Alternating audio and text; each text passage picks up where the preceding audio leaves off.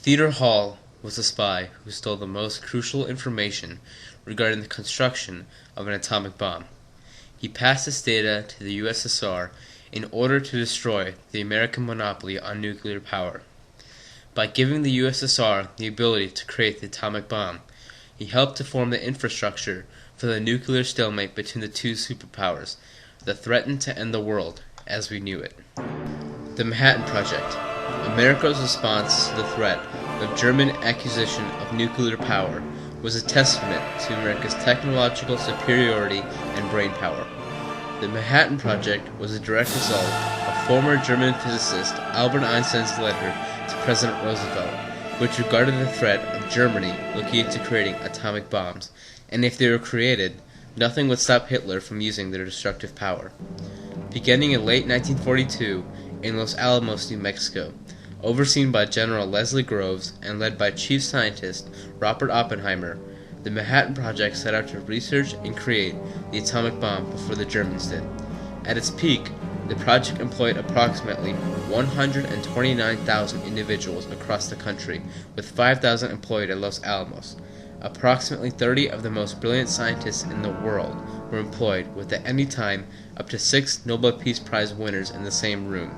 After 2.5 years of research and calculations, on July 16, 1945, at 5:30 a.m., the Manhattan Project reached its climax with the Trinity test and the realization of the power of the atomic bomb. We knew the world would not be the same.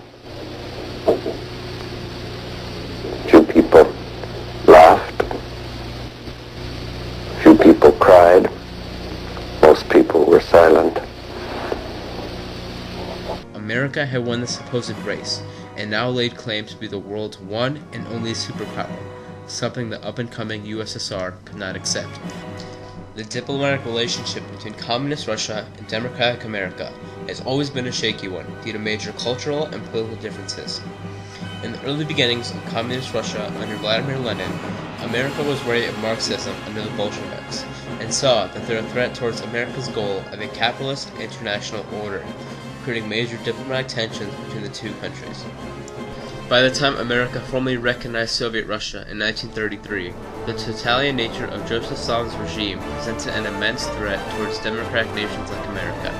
When Russia and Germany signed a non-aggression pact in 1939, America began to view Soviet Russia as an aggressor, especially after World War II broke out and Russia began to acquire more land. By this point, it seemed more likely that Russia would become America's enemy than ally. During World War II, the diplomatic relationship between America and the Soviet Union was almost obsolete, but with Germany's surprise attack on Russia in 1941, the relationship between the two countries drastically changed from enemies to allies. With Germany's surprise attack on Russia, coupled with Japan's attack on America, America and Russia were faced with a common enemy. On January 1st, 1942, with the signing of the United Nations Declaration, they became allies fighting towards one common goal, the defeat of the Axis powers. Roosevelt called for more than an end to war, an end to the beginnings of all wars, an end to brutal, inhumane, and thoroughly impractical methods of settling the differences between governments. And by this, he hoped that by becoming allies with Russia, they could find a way to settle their differences through diplomacy. By the time of the Yalta Conference, and with the end of the war in sight, things seemed to be looking up for peace between the two countries, except when Roosevelt told Stalin of his new destructive weapon. Upon hearing the news, Stalin was unfazed. In fact, Stalin had already known of the atomic bomb's existence for over 6 months, and was already planning production of his own atomic weapons, thanks to the efforts of people like Theodore Hall. The Manhattan Project sought after physicists to help in the construction of the atomic bomb, such as Theodore Hall. Hall was born in 1925, and at age 19, he graduated from Harvard as a star physicist, making him an ideal choice for the Manhattan Project. Hall joined the Manhattan Project in mid-1994, and he was able to work with the latest technology to help develop the atomic bomb. Even before Hall learned of the bomb's destructive power, he had already formed his own opinions over possession of the bomb. I decided to give atomic secrets to the Russians because it seemed to me that it was important that there should be no monopoly which could turn one nation into a menace and turn it loose on the world as Nazi Germany developed. There seemed to be only one answer to what one should do, the right thing to do, was to act to break the American monopoly. On November 12, 1944, Theodore Hall and a Harvard colleague, Seville Sachs, contacted Soviet officials and presented them with a series of documents under a blanket of secrecy. Hall provided them with more documents over the following months, among them a list of the atomic scientists and designs of the bomb. To keep these meetings secret and away from unwanted attention, they were arranged through coded messages in the book Leaves of Grass. Upon confirming the legitimacy of the documents, the Soviets entrusted Lona Cohen in late 1945 with the responsibility of smuggling drawings and documents about the bombs. By the time America realized what Hall had done through decrypted Soviet messages, it was already too late. The FBI questioned him later, but went no further due to the fact that America did not want to alert Russia that their code had been compromised. Once the Soviets had the information, they were able to produce the bomb years ahead of schedule.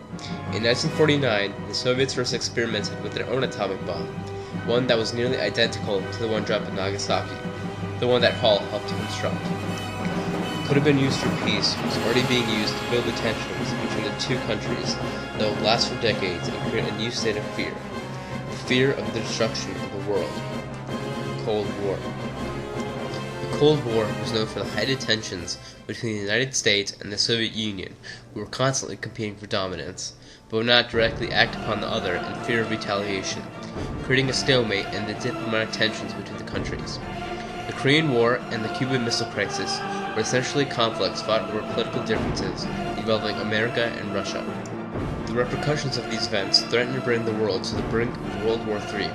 As a result of these incidents, people living in the U.S. at the time were constantly in fear of global thermonuclear warfare, to the point that bomb drills were practiced almost daily in schools. Across the globe, there was fear of bombings, fear of war, and fear of the apocalypse. The fear of World War III alone made each country wary of provoking each other, but the idea of a nuclear war made the leaders of the USSR and America extremely cautious. Both countries feared MAD, or mutually assured destruction, which was the idea that if one country attacked another, the other would respond in kind. As scientists continued to experiment with nuclear weapons, the hydrogen bomb was soon created by the Americans, and the Tsar Bomba by the Soviets, both possessing far more power than the atomic bomb.